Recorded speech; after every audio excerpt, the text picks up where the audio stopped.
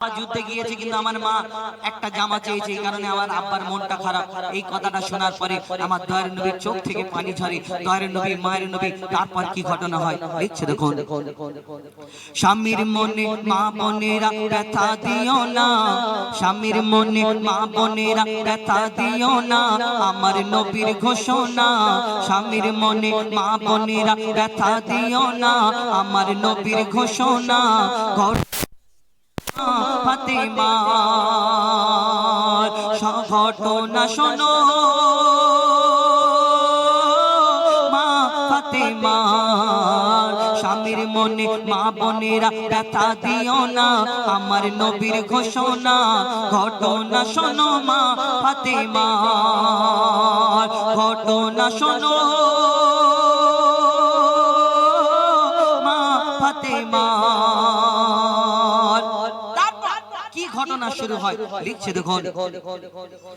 ওই যুদ্ধ করতে যাবে আলী, হাতে নিল তলোয়ার। যুদ্ধ করতে যাবে আলী, হাতে নিল তলোয়ার। মা ফাতেমা স্বামীর কাছে করলো এমন আবদার, মা ফাতেমা স্বামীর কাছে করলো এমন আবদার। যুদ্ধ থেকে ফেরার পথে আসবে যখন ঘরে, একটি নতুন কাপড় কিনে আনবে আমার তরে, একটি নতুন কাপড় কিনে আনবে আমার তরে।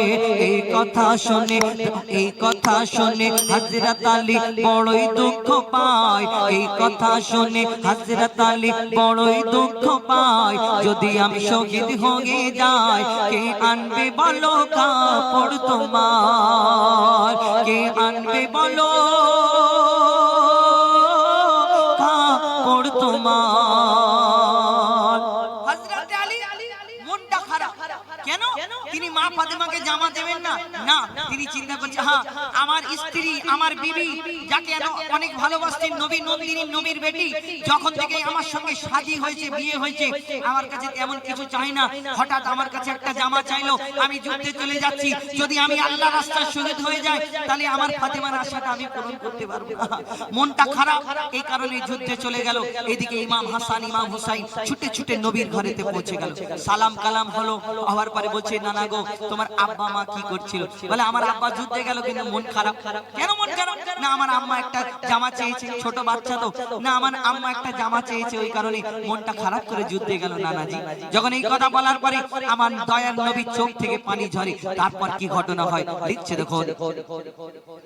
ওই দুঃখ ভরা হৃদয় নিয়ে আলী গেল রনে, দুঃখ ভরা হৃদয় নিয়ে আলী গেল রনে।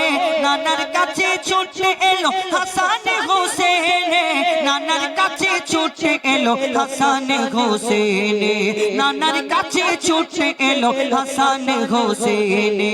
আব্বুর কাছে নতুন কাপড় চেয়েছে আম্মি জান, তাই আব্বুর মনটা খুবই খারাপ ছিল যে সে পেরেশান, আব্বুর মনটা খুবই খারাপ ছিল যে সে পেরেশান। এই কথা শুনে দয়ার নবীর কান্না থামে না, এই কথা শুনে দয়ার নবীর কান্না থামে না। কি ভুল করলো ফাতেমা, কি ভুল করলো ফাতেমা, কি করলে বলো বেটি আমার, কি করলে বলো বেটি আমার। বড় কষ্ট পেয়েছে মা ফাতেমার ঘরেতে। প্রত্যেকদিন আমার দয়ার নবী খোঁজ খবর নিতে যেতেন যে ফাতেমা কি করছে, প্রত্যেকদিন দেখা করতেন। কিন্তু একটা সময় এলো, 3 দিন হয়ে গেল, মা ফাতেমার বাড়িতে আমার দয়ার নবী যায় না। মা ফাতেমা কাজ করে আর চিন্তা করে, আহা আমার আব্বার কি হলো, শরীরটা খারাপ নাকি, কেন আমার বাড়িতে আসে না? 3 দিন হয়ে গেল। মা ফাতেমা ছুটে ছুটে পাগলিনী হয়ে ছুটে ছুটে আমার দয়ার নবীর ঘরের সামনে যায়। সালাম দেওয়ার পরে আমার দয়ার নবীর উত্তরটা দেওয়ার পরে অন্যদিকে তাকায়, মা ফাতেমার দিকে তাকিয়ে দেখে না। কি ঘটনা হয় কবি ছন্দের মাধ্যমে লিখছে দেখুন। ও যার মুখ না দেখে ঘুমাতো না দয়ার নবীজি আমার, যার মুখ না দেখে ঘুমাতো না দয়ার নবীজি আমার। রাতের পরে রাত কেটে যায়, মুখ দেখে না ফাতেমা, রাতের পরে রাত কেটে যায়, মুখ দেখে না ফাতেমা।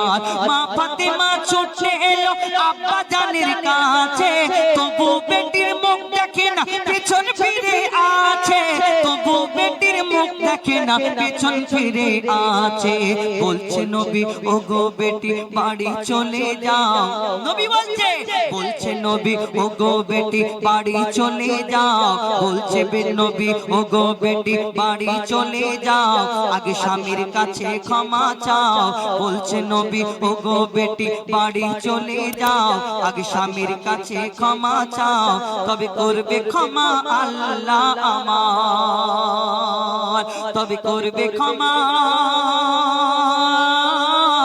আল্লাহ আমার দোয়ার নবী মা ফাতেমাকে বলছে আগে স্বামীর কাছে ক্ষমা চেয়ে এসো আর এখন আমার বর্তমান যুগেতে বর্তমান পশ্চিম বাংলার বুকে কিছু প্রধানমন্ত্রী মার্কা মা আছে বাংলাদেশের নাটকগুলো দেখে দেখে মাগুলো প্রধানমন্ত্রীর মতো হয়ে যায় যদি মেয়ে যদি বলে মাগো তোমার জামাই আমাকে এরকম এরকম বলছে তুমি যদি আমাকে এই জায়গায় বিয়ে না দিয়ে গলায় কলসি ঢুকিয়ে আমার ওই লাল শানের পুকুরে ডুবিয়ে মেরে ফেলে দিতে তাও ভালো হতো তোমার এই রকম জামাইয়ের কাছে আমাকে দেওয়ার কি দরকার ছিল তখন মা বলে হ্যাঁ ফোনে এখন ফোনে যুক্ত হ্যাঁ কি বলেছে বলো একদম আমাকে বলো না তোমার জামাই আমাকে রাগারাগি করেছে এই কথা যদি শুনে মা তখন বলে হ্যাঁ কেন আমার কি কিছু কমি আছে নাকি আমার কিছু কম আছে তোকে যা বলবে তুই তাই বলে আদায় করে নিবি আর তোকে যদি দুঘা দেয় তুই চার ঘা মেরে নিবি কেন আমরা গরিব মানুষ আমাদের এত ক্ষমতা আমার পাওয়ার আর আমার মেয়েকে মারবে এরা শুনে নেব আমরা তোর পিছনে আছি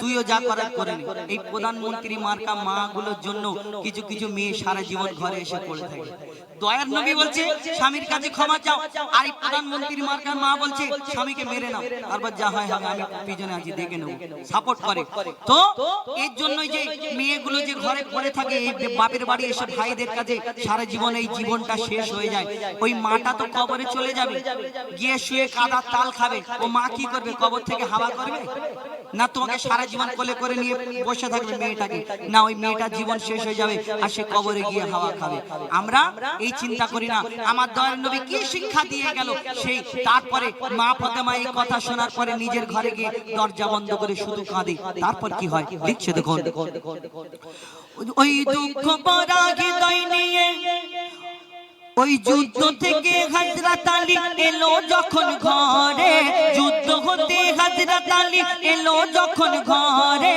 চাইছে ক্ষমা মা ফাতেমা পা দুটোকে ধরে চাইছে ক্ষমা মা ফাতেমা পা দুটোকে ধরে ক্ষমা করে দাও আমারে আর করব না এমন ভুল তোমার মনে ব্যথা দিলে ব্যথা পাই গো খোদার রাসূল তোমার মনে ব্যথা দিলে ব্যথা পাই গো খোদার রাসূল আলী ফাতেমা হাসান হোসেন নবীর কাছে যায় আলী ফাতেমা হাসান হোসেন নবীর কাছে যায় নবী মোর দেখে শান্তি পায় আলী ফাতেমা হাসান হোসেন নবীর কাছে যায় নবী মোর দেখে শান্তি পায় এমন ভুল কখনো করো না গো আর এমন ভুল কখনো গো আর স্বামীর মনে মা বোনেরা ব্যথা দিও না আমার নবীর ঘোষণা ঘটনা শোনো মা ফাতেমা সব শেষে হযরত আলী যুদ্ধ থেকে ফিরলেন মা ফাতেমা ক্ষমা চাওয়ার পরে তখন হযরত আলী বলছে বুঝতে পেরেছি তুমি কেন কষ্ট পেয়েছো কি হয়েছে আমার দয়ার নবীর কাছে ইমাম হাসান ইমাম হোসেনকে নিয়ে মা ফাতেমাকে নিয়ে এসে বলছে ইয়া রাসূলুল্লাহ আমি কষ্ট পাইনি আপনার মেয়ের জন্য আমি কষ্ট পেয়েছি যদি যুদ্ধে যাচ্ছি শহীদ হয়ে যেতাম এই কারণে তো সেই দিন আমার দয়ার নবী এই কথা শোনার পরে মিচকি হেসে মা ফাতেমাকে সেদিন এই উম্মতের শিক্ষার জন্য কি বলেছিলেন একটু মন দিয়ে শুনবেন লিখছে দেখুন বলছে নবী আল আরাবী শোনো বেটি ফাতেমা বলছে নবী আল আরাবী শোনো বেটি ফাতেমা আলী যদি আজ তোমাকে না করি তো ক্ষমা আলী যদি আজ তোমাকে না করি তো ক্ষমা আমি তোমার আব্বা তোমাকে ক্ষমা করতাম না স্বামীকে যে দুঃখ দেবে আমি নবী তাকে চিনব না স্বামীকে যে দুঃখ দেবে নবী তাকে চিনবে না কেমন শিক্ষা দিয়ে গেল নবী দো জাহান কেমন শিক্ষা দিয়ে গেল নবী দো জাহান শুনে রাখ মঈদুল ইসলাম ভুল ছিল না মা ফাতেমার ভুল ছিল না মা ফাতেমা স্বামীর মনে মা বোনেরা ব্যথা দিও না আমার নবীর ঘোষণা ঘটনা শোনো মা ফাতেমা ঘটনা শোনো মা ফাতেমা ঘটনা শোনো মা ফাতেমা শুন এটি ফরমাইশ মোতাবেক ঘটনা